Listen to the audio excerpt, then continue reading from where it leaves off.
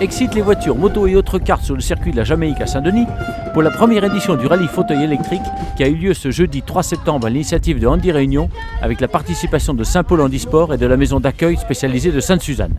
Un concept nouveau et original qui n'est pas sans intérêt comme l'explique l'un de ses organisateurs. L'objet de cette journée un petit peu c'est de faire rencontrer des établissements spécialisés dans une même activité sportive, une activité qui est originale, donc ici un rallye fauteuil électrique.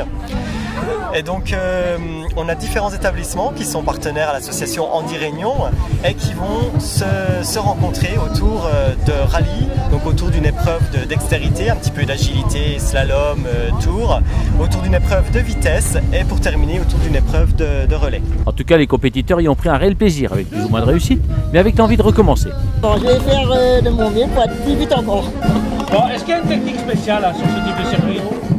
Non, il faut bien juste bien rouler, bien cadrer sur tous les slaloms. Et voilà, c'est bon.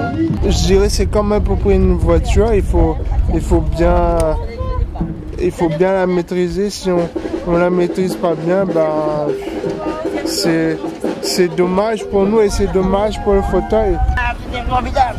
C'est bien? Oui, moi j'adore. Bon, il faut une technique spéciale pour maîtriser le fauteuil comme ça? Normal, oui. Oui, bah, vous êtes bête de votre fauteuil. Tu vas essayer d'améliorer le temps là pour le deuxième tour?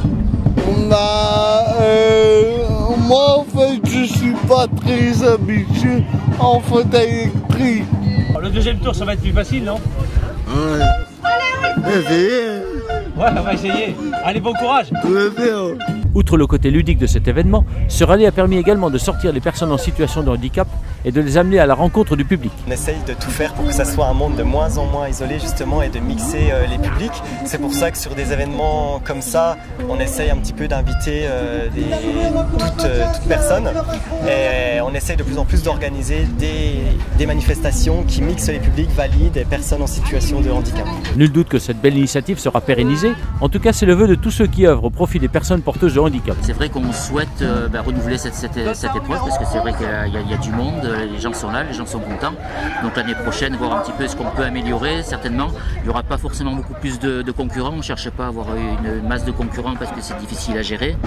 Mais surtout, apporter un plus en termes éducatifs aussi à cette manifestation.